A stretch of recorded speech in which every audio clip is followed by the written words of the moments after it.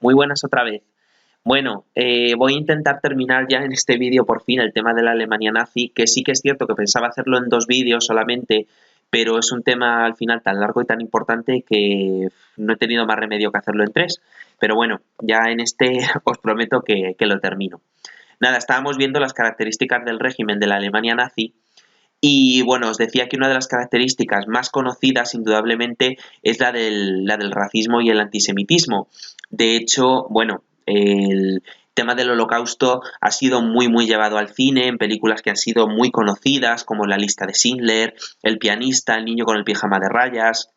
Seguramente hayáis visto más de una de esas que os estoy diciendo y bueno, por tanto el tema del antisemitismo durante el régimen nazi es muy conocido, ¿vale?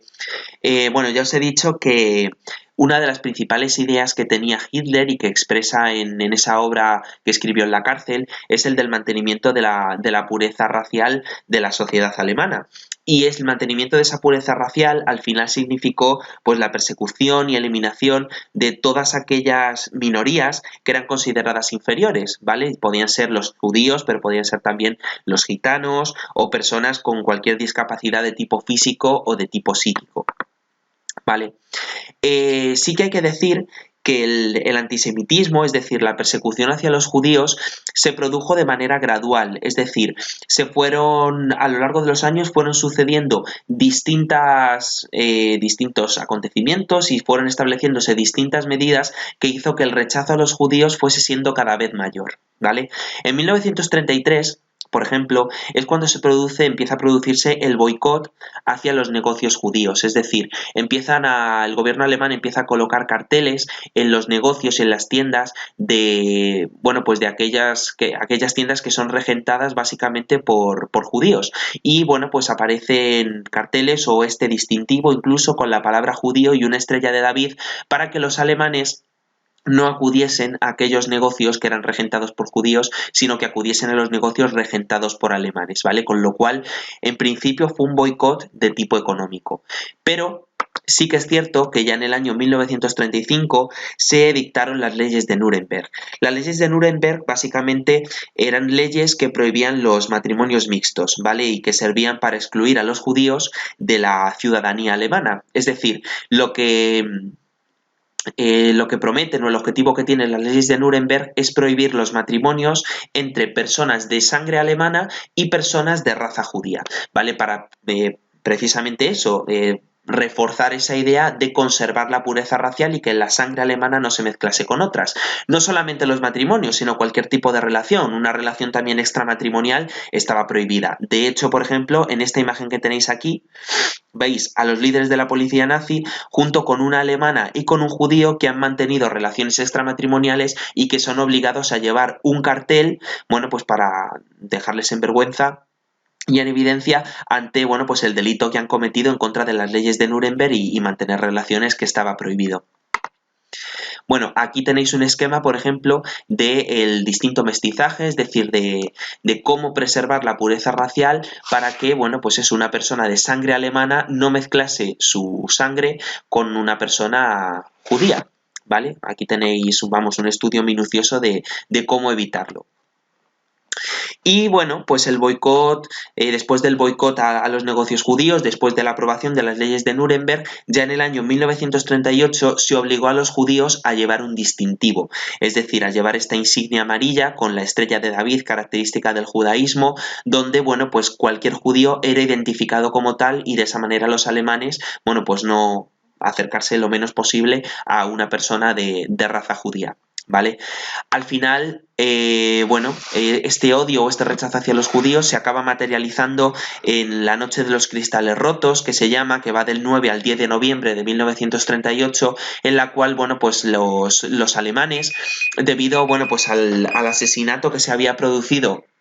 de un alemán en la embajada de París por parte de un judío, bueno, pues empiezan a saquear los diferentes negocios judíos, a romper los escaparates y sus tiendas, se produce la quema de hasta 7.500 viviendas judías, de hasta 1.500 sinagogas, etcétera, e incluso, bueno, pues acaba la jornada esa noche con un saldo de 90 víctimas mortales, de 90 judíos que son asesinados por alemanes, ¿vale? Para que veáis cómo el odio y el antisemitismo va calando poco a poco entre la sociedad alemana y se va extendiendo gracias a la propaganda que había hecho el régimen de Hitler, ¿no? Bueno, ya sabéis que aparte de esto, a muchos judíos acaban siendo llevados a campos de trabajo o campos de concentración para todos, no solamente los judíos, sino en general todos los opositores al Reich, al régimen de Hitler, pero bueno, es especialmente significativo el caso de los judíos, que son los que en mayor porcentaje ocupaban los campos de concentración. Y bueno, pues al final todo eso, todas estas medidas en contra de los judíos acabarán teniendo un final trágico con la solución final en los campos de concentración que se llevará a cabo durante la Segunda Guerra Mundial y que, bueno, pues conllevará el exterminio de una gran cantidad de población judía. Que bueno, eso lo veremos ya cuando veamos el tema de la Segunda Guerra Mundial, ¿vale? Y bueno, pues otra de las características de la Alemania nazi es que, bueno, pues la idea de Hitler era llevar a cabo una política de tipo expansivo, es decir, su idea era restablecer el dominio que Alemania había perdido con la Primera Guerra Mundial. Sabéis que durante el periodo de Otto von Bismarck y de Guillermo I,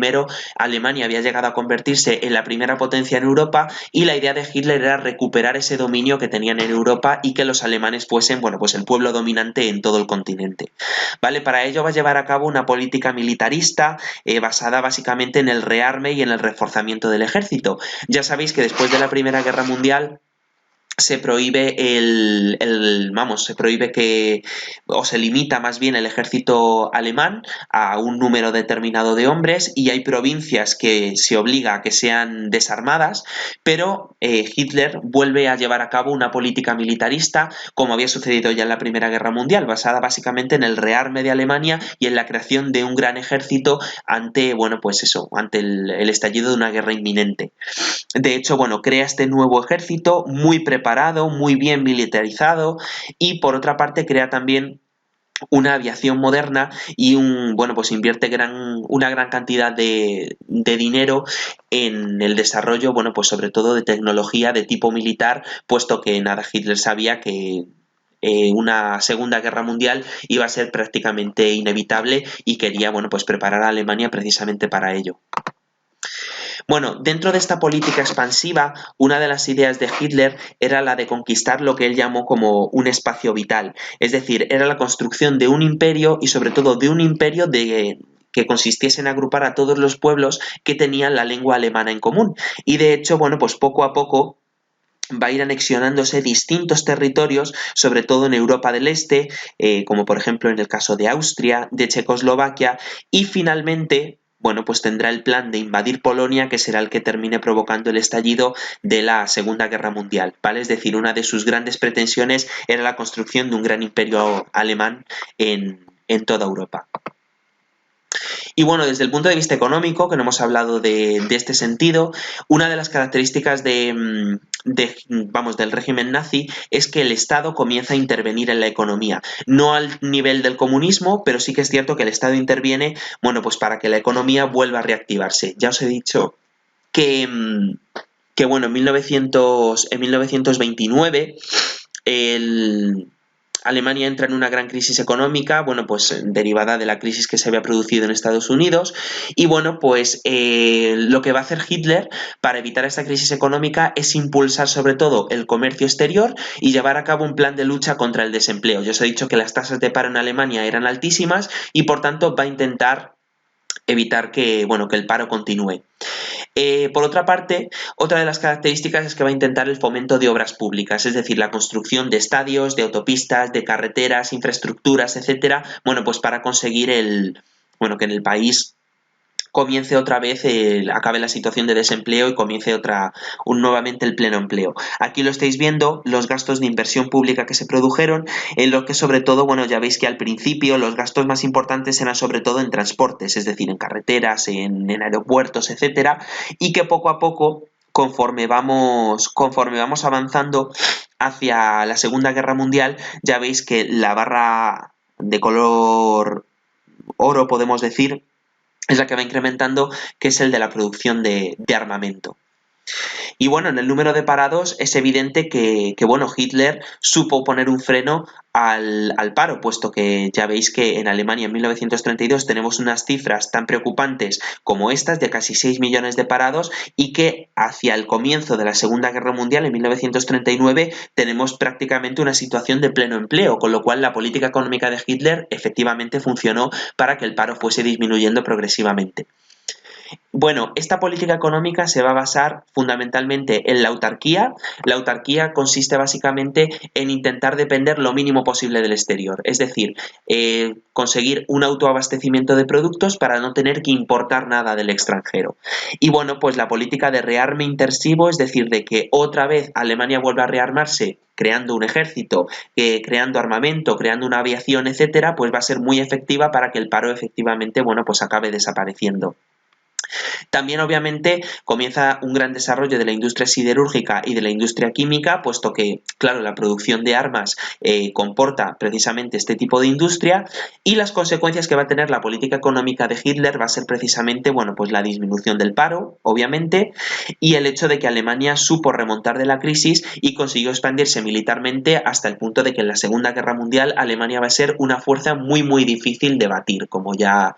acabaremos viendo. En este gráfico es lo mismo, ya estáis viendo que más o menos en 1928 el gasto o la inversión en armamento, en transportes, en administración, etcétera, era más o menos equilibrada, pero que hacia 1938, un año antes de comenzar la Segunda Guerra Mundial, ya veis que la inversión del régimen en armamento es enorme, con lo cual es muy importante entenderlo esto de cara al desarrollo luego de la economía